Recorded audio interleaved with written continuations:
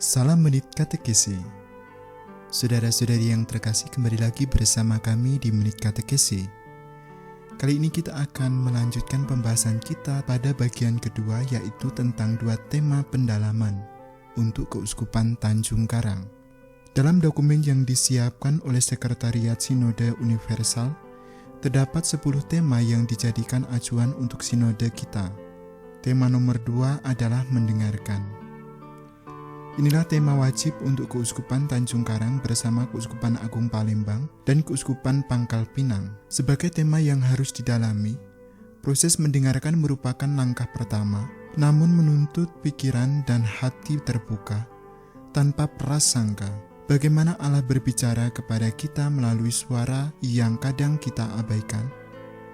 Bagaimana umat Allah mendengarkan, terutama perempuan dan orang muda? Seberapa baik kita mendengarkan mereka yang berada di pinggiran-pinggiran? Selain tema wajib, setiap keuskupan diminta untuk memilih satu tema lain untuk juga dieksplorasi atau didalami. Keuskupan kita memilih tema nomor 6, yaitu dialog di dalam gereja dan masyarakat.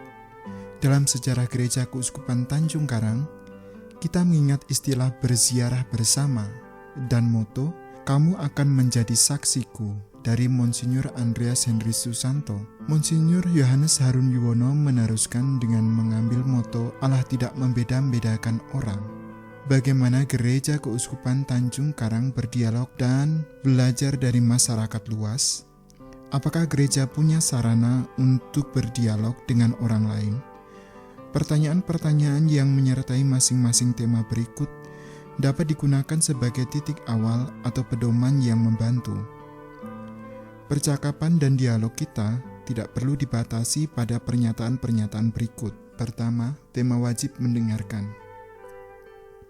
Mendengarkan adalah langkah pertama, tetapi menuntut pikiran dan hati yang terbuka tanpa prasangka. Bagaimana Allah berbicara kepada kita melalui suara yang kadang kita abaikan?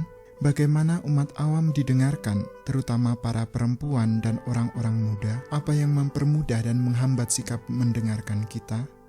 Seberapa baik kita mendengarkan mereka yang berada di pinggiran-pinggiran? Bagaimana kontribusi orang-orang hidup bakti diintegrasikan? Apa saja beberapa keterbatasan dalam kemampuan kita untuk mendengarkan, terutama bagi mereka yang memiliki pandangan-pandangan yang berbeda dari kita? Ruang apa yang tersedia untuk suara minoritas, terutama orang-orang yang mengalami kemiskinan, marginalisasi, dan pengucilan sosial? 2. Tema pilihan. Dialog di dalam gereja dan masyarakat.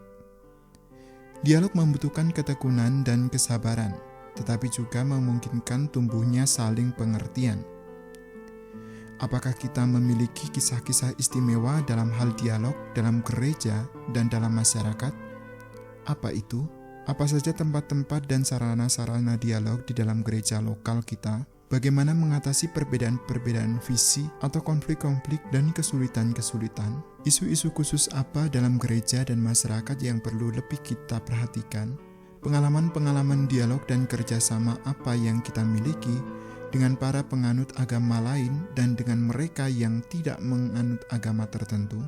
Dan bagaimana gereja berdialog dengan dan belajar dari sektor-sektor masyarakat lain, kalangan-kalangan politik, ekonomi, budaya, masyarakat sipil, dan orang-orang yang hidup dalam kemiskinan?